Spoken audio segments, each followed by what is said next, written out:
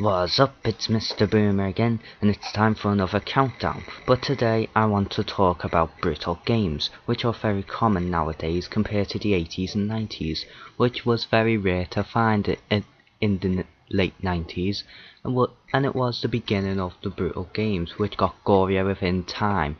So today I'll show you my top 10 brutal games. Now, in order for the games to be on this list, it must not only will have to be gory, but it will also have to be fun as well as having a good storyline, and might do a top 10 goriest video game list sometime in the future. But enough talk, let's go.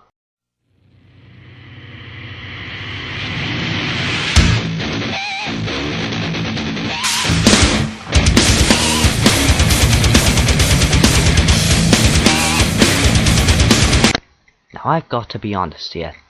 I'm more of an Xbox person than a PlayStation fan, but let's be clear, I'm not an Xbox fanboy, and I do not hate the PlayStation 3.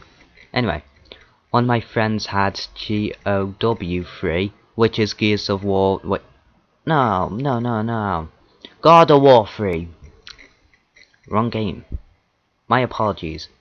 Anyway, I did play it until the end, and I thought it was quite gory. However, it's low on the list because while it was gory and I think the storyline was quite good, I didn't think it was that fun.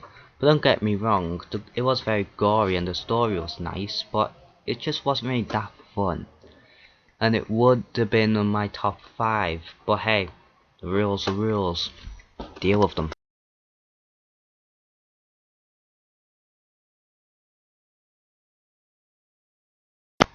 To be fair, the story was simple, the controls were great even for today's standards, and it was very fun to play. However, I don't think it's that gory, but to be fair, it was one of the few games that started the gore fest.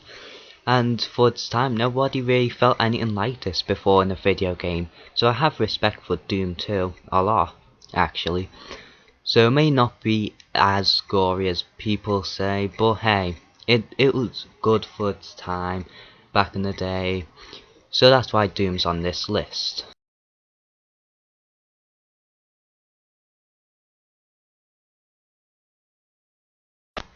I have to say, this game had a very good story and had lots of blood, but the problem is I only played it like twice. That was it. But as far as my memory goes, I had a lot of fun. So yeah, Manhunt is a good game. It's gory as far as I remembered, and nothing more I need to add. Next entry.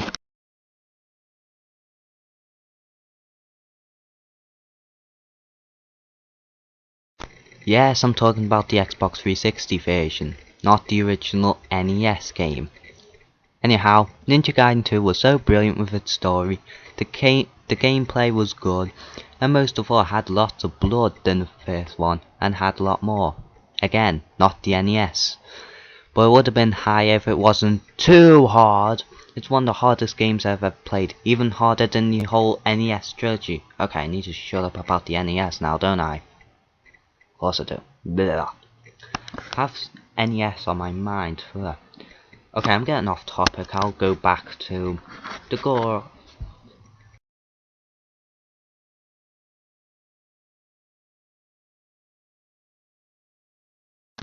The first Left 4 Dead game had lots of blood, but Left 4 Dead 2 goes beyond gory, as well as being more fun, more satisfying by killing zombies. The story was short, straightforward. Zombie apocalypse, kill zombies and survive as long as possible, and most of all the melee weapons are fun as hell. That's all to add. Next entry. Need to stop with that joke, seriously, it's a bit boring.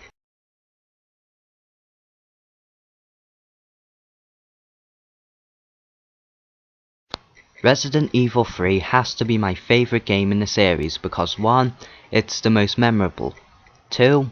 Brilliant story, 3. Fun to play, and lastly, it was the first time we see one of the best undead video game villains ever, Nemesis, the hardcore killing stars hunter, and it was gory as hell. By the way Nemesis says "Stars" is so menacing and cool at the same time.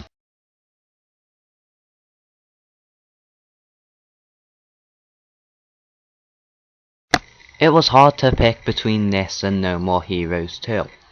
But Mad World is the one to go, because it was fun with its cool bosses, weapons, death, the Death Watch thing.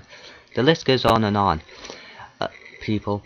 And in my opinion, the soundtrack was great, it was funny, and too bad it didn't sell well because it was a good game. Oh well.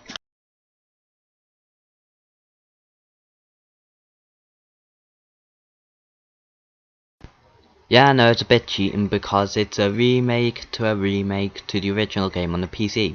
But let me tell you this. This is definitely the most goriest version of the first and second encounters that you'll ever find and play.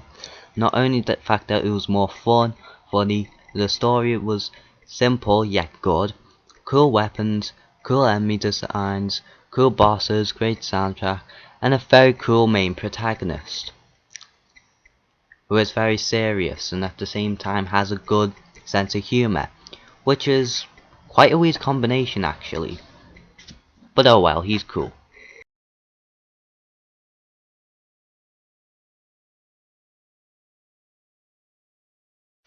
This game has to be one of the most disturbing games I've ever even seen, because the necromorphs are so creepy and deadly, and the fact that it's so hard to even keep them dead.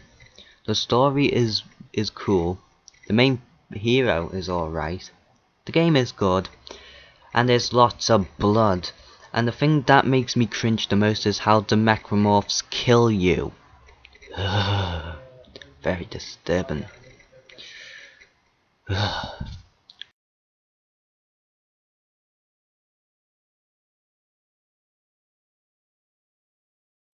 This series was always been very gory since the original game back in the 90s. And since then they continue to be very gory, but sadly the later games from Deadly Alliance onwards, it came a bit bad despite the okay fatalities and the good storyline.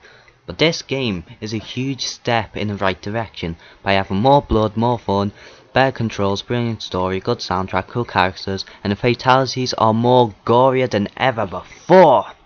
And that is why Mortal Kombat 9, or Mortal Kombat 2011, whatever you want to call it, the reboot Mortal Kombat, is the best brutal game ever. Simple as. Well, now we reached an end on my top 10 brutal video games. I hope you enjoyed it. And now it's this is probably the first time you ever decide on my next review. Should I do a review on either the Avengers or the Amazing Spider-Man? It's totally up to you, but if no one picks at all, then I'll pick for myself eventually, then announce it to you all. However, I don't think the next two reviews will be the next project I'll make, as I'll probably make several other things before this review, whatever you pick, as I have lots of things going in real life and stuff, and I have barely any recording time, so it'll probably take a while before I even make the review or my next project or whatever. Anyway, this is Mr. Boomer here, and I'm going now. So ta-da! Peace!